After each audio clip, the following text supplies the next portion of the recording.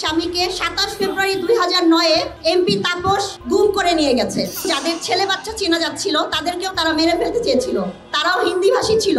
আমার রুমের বাইরে 3 জন হিন্দি ভাষী ছিল। তারা আমার বাচ্চাদের কাপড় খুলে চেক করেছিল।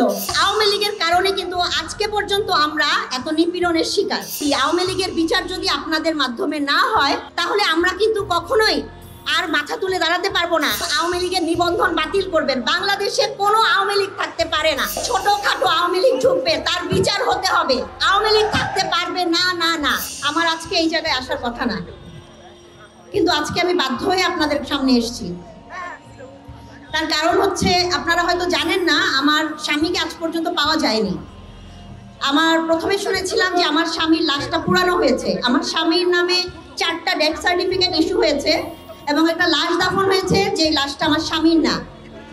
তারপরে গত 25 ফেব্রুয়ারি 2025-এ সাংবাদিক ইলিয়াস হোসেনের একটা ডকুমেন্টারিতে জানতে পারি যে আমার স্বামীকে 27 ফেব্রুয়ারি 2009-এ এমপি তাপস গুম করে নিয়ে গেছে।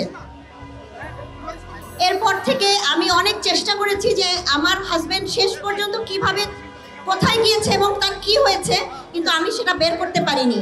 তো এই যে পিলখানা হত্যার বিচার যদি আজকে 16 বছর আগে হয়ে যেত, আমি যেখানে ভিতরে থাকা একজন ভিকটিম, আমার রুমের বাইরে 3 জন হিন্দি ভাষী ছিল।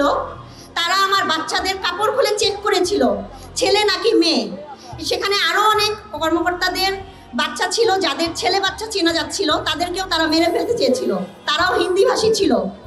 আমাদের অনেক অফিসারের মিসেসরা আছেন যারা বলতে ভয় পান, সে ভিতরে হিন্দি ভাষী ছিল।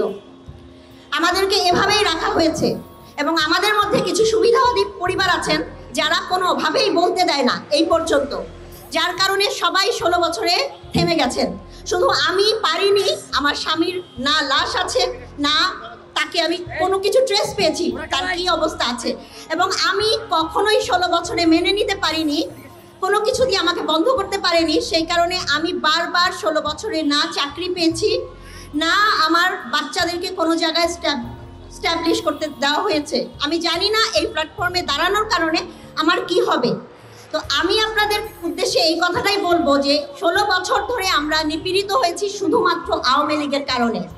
16 বছর আগে 2008-এর 29 ডিসেম্বরে যেই ভোটটা দিয়ে ভোট হওয়ার পরে আওয়ামী লীগ বসেছিল, সেই আওয়ামী লীগের কারণে কিন্তু আজকে পর্যন্ত আমরা এত নিপীড়নের শিকার। এই জুলাই আন্দোলনে এত কিছু হলো, এত সন্তান মারা গেল, এত মা বুকহারা হলো। এর বিচার যদি, আওয়ামী লীগের বিচার যদি আপনাদের মাধ্যমে না হয়, আপনারা যদি না করতে পারেন, তাহলে আমরা কিন্তু কখনোই আর মাথা তুলে দাঁড়াতে পারবো না। আমাদের সন্তানরা মৃত্যুবরণ করবে এবং আমরাও করব, আপনারাও করবেন। বাংলাদেশ কখনোই আর বাংলাদেশ হতে পারবে না, আওয়ামী লীগের পায়ের নিচেই থেকে যাবে। আপনারা নিশ্চয়ই এখন থেকে সোচ্চার হবেন এবং আওয়ামী লীগের নিবন্ধন বাতিল করবেন। বাংলাদেশে কোনো আওয়ামী লীগ থাকতে পারে না। আওয়ামী লীগের বিচার হতে হবে। আনাচে কানাচে যত দলের মধ্যে ছোটখাটো আওয়ামী লীগ ঢুকবে, তার বিচার হতে হবে। আওয়ামী লীগ থাকতে পারবে না না না। আপনারা ভালো থাকবেন, আমাদের জন্য দোয়া করবেন। বাংলাদেশ জিন্দাবাদ, ইনকিলাব জিন্দাবাদ।